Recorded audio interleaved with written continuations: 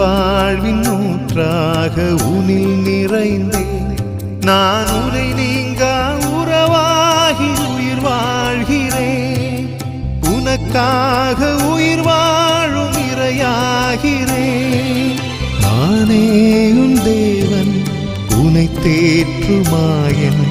நீ செல்லும் பாதைக்கு துணையாகிறேன். நீ சொல்லும் வார்த்தைக்கு உயிராகிறேன்.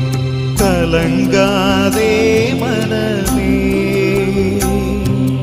கலங்காதே மனமே,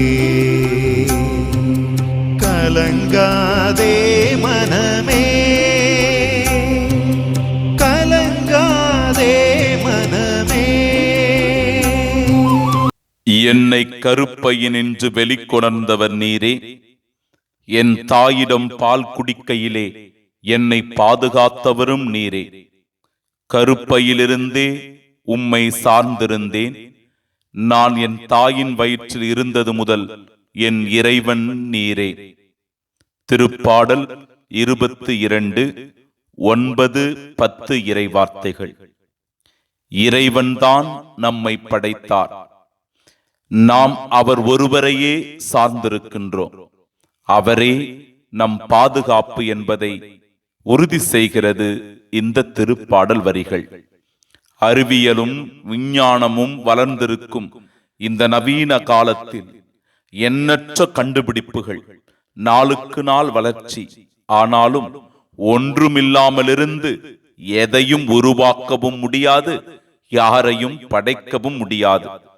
படைப்பதும் உருவாக்குவதும் நம் இறைவன் ஒருவருக்கே உரித்தான ஒன்று. அதனால்தான் திருப்பாடல் ஆசிரியர் என்னை கருப்பையினின்று வெளிக்கொணர்ந்தவர் நீரே என்று புகழ்ந்து பாடுகிறார். தாயின் அரவணைப்பாலும் தாய்ப்பால் குடிப்பதாலும் மட்டுமே பிறந்த குழந்தை பாதுகாப்பாக இருக்கும் என்று சொல்லிவிட முடியாது. அக்குழந்தையின் பாதுகாப்பு இறைவன் ஒருவரே என்று சான்று பகர்கிறார் பாடலாசிரியர்.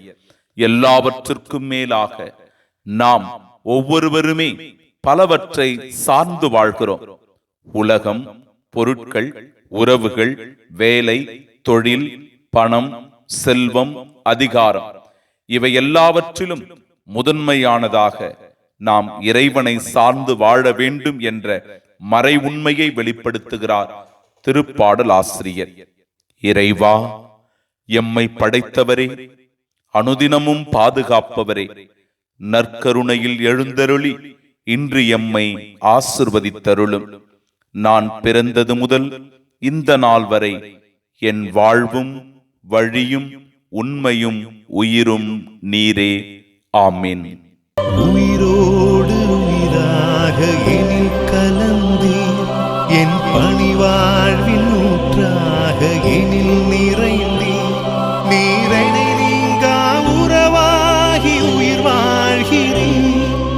எனக்காக உயிர் வாழும் இறையாகிறீர். நீரே என் தேவன், என்னை தேற்றுமாயன். நான் செல்லும் பாதைக்கு துணையாகிறீர். நான் சொல்லும் வார்த்தைக்கு